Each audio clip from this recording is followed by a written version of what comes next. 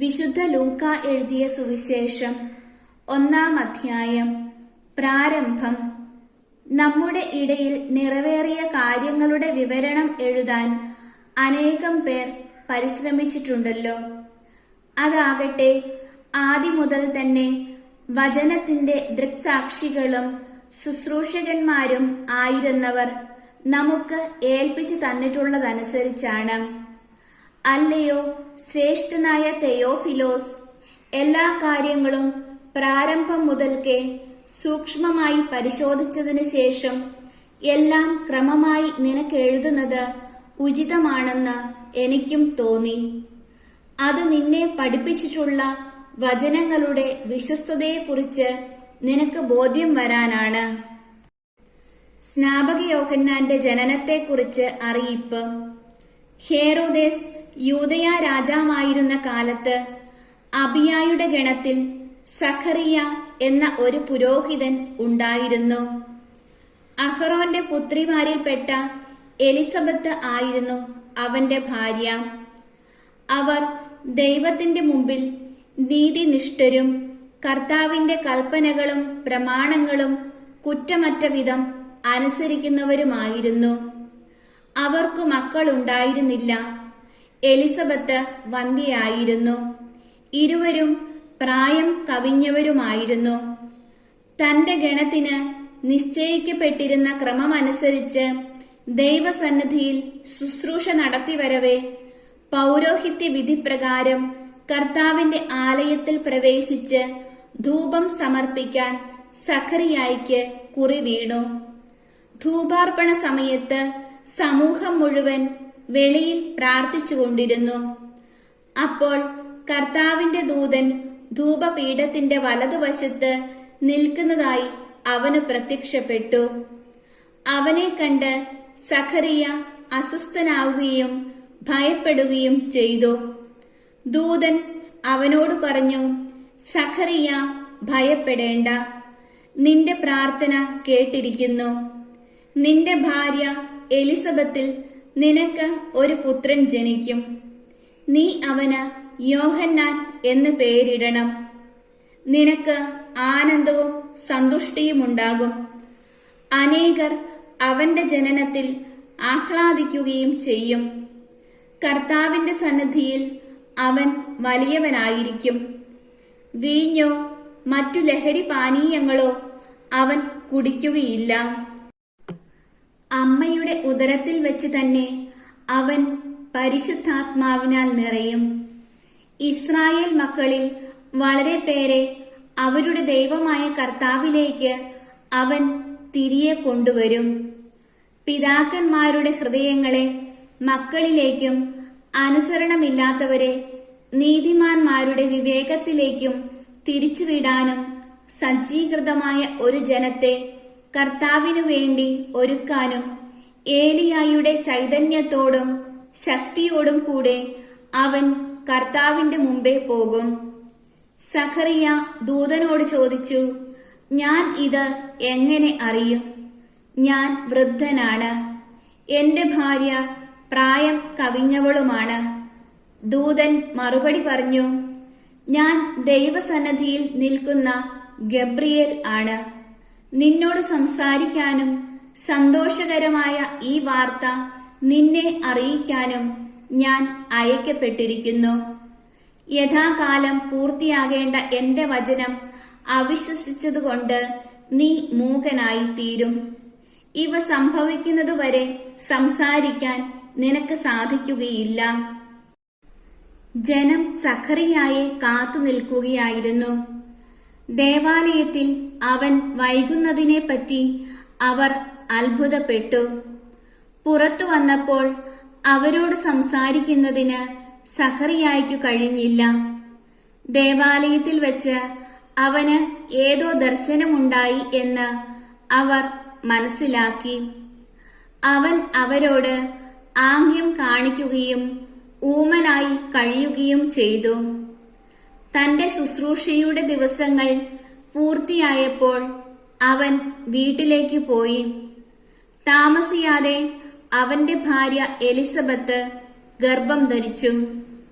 5 മാസത്തേക്ക് അവൾ മറ്റുള്ളവരുടെ മുമ്പിൽ പ്രത്യക്ഷപ്പെടാതെ കഴിഞ്ഞുകൂടി. അവൾ പറഞ്ഞു, മനുഷ്യരുടെ ഇടയിൽ എനിക്കുണ്ടായിരുന്ന അപമാനം നീക്കിക്കളയാൻ കർത്താവ് എന്നെ കടാക്ഷിച്ച് എനിക്ക് ഇത് ചെയ്തു തന്നിരിക്കുന്നു. യേശുവിന്റെ ജനനത്തെക്കുറിച്ച് അറിയിപ്പ്.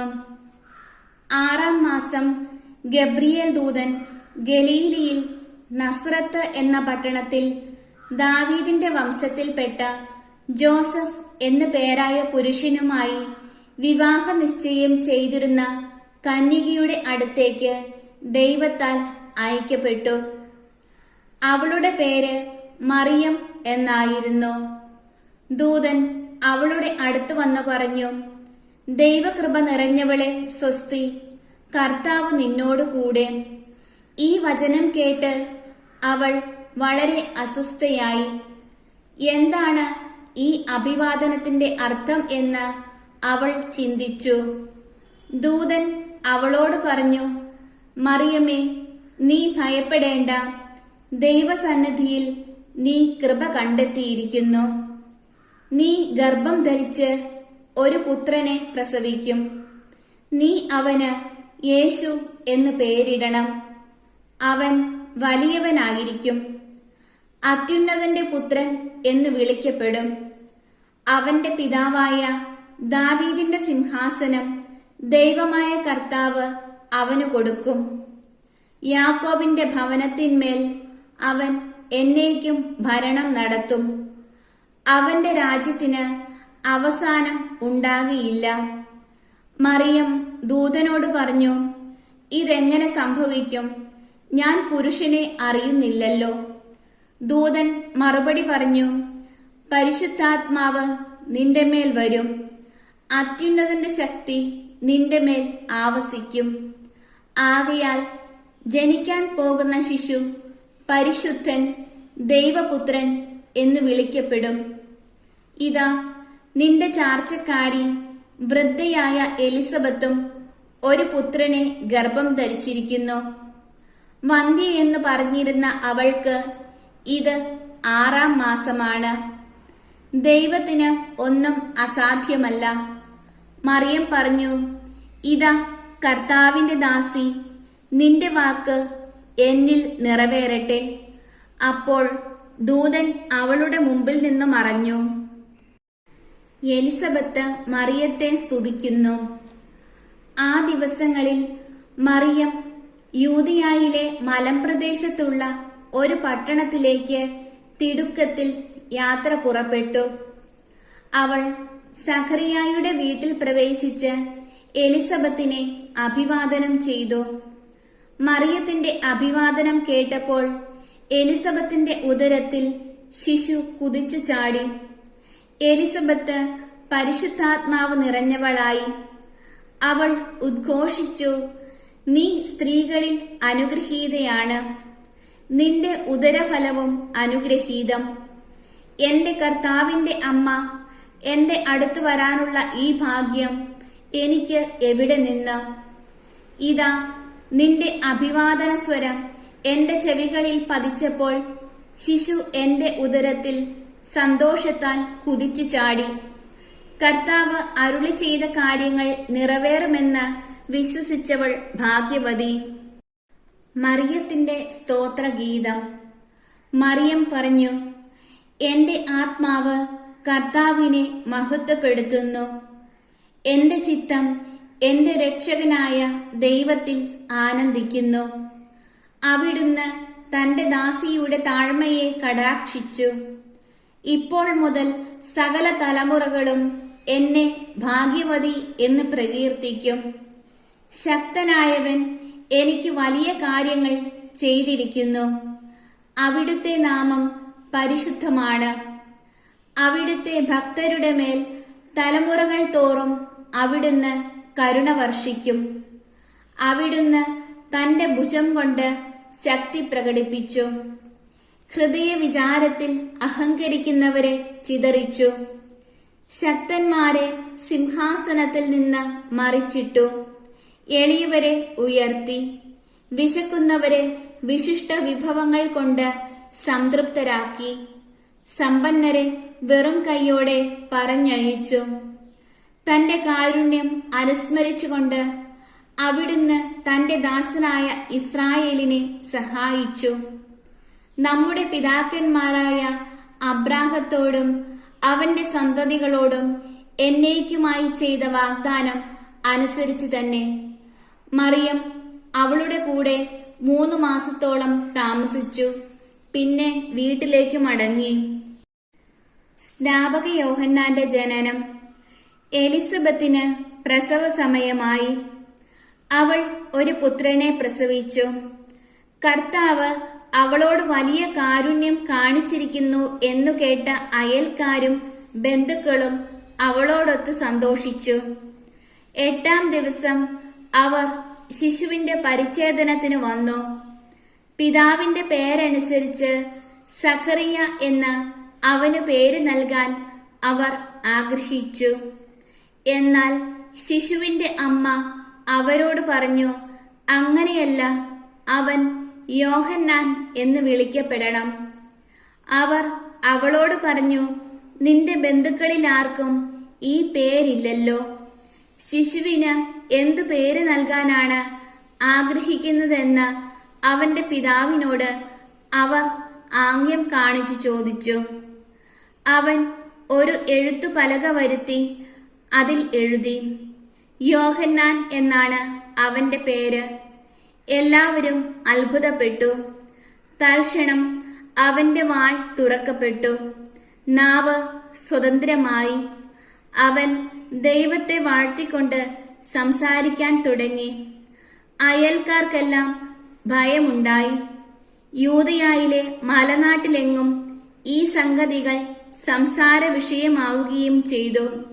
കേട്ടവരെല്ലാം ഈ ശിശു ആരായിത്തീരും എന്ന് ചിന്തിച്ചു തുടങ്ങി. കർത്താവിന്റെ കരം അവനോട് കൂടെ ഉണ്ടായിരുന്നു. സഖറിയായുടെ പ്രവചനഗീതം.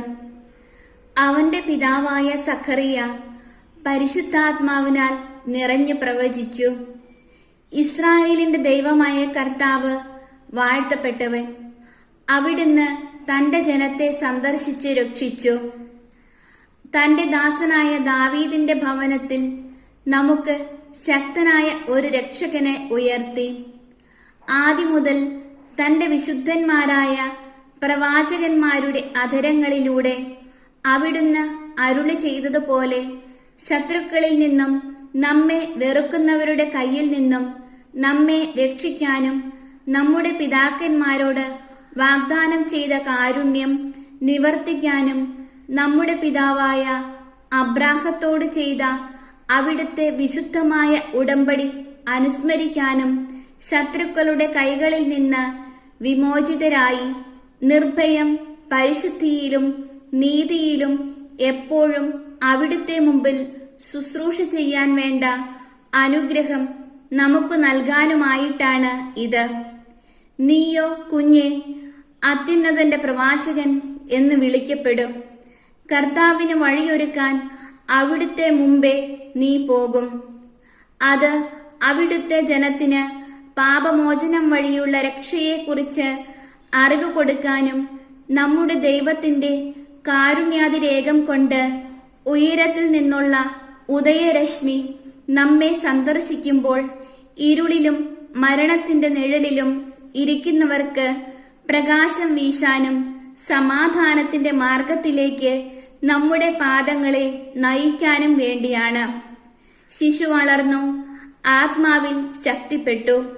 ഇസ്രായേലിന് വെളിപ്പെടുന്നതുവരെ അവൻ മരുഭൂമിയിലായിരുന്നു.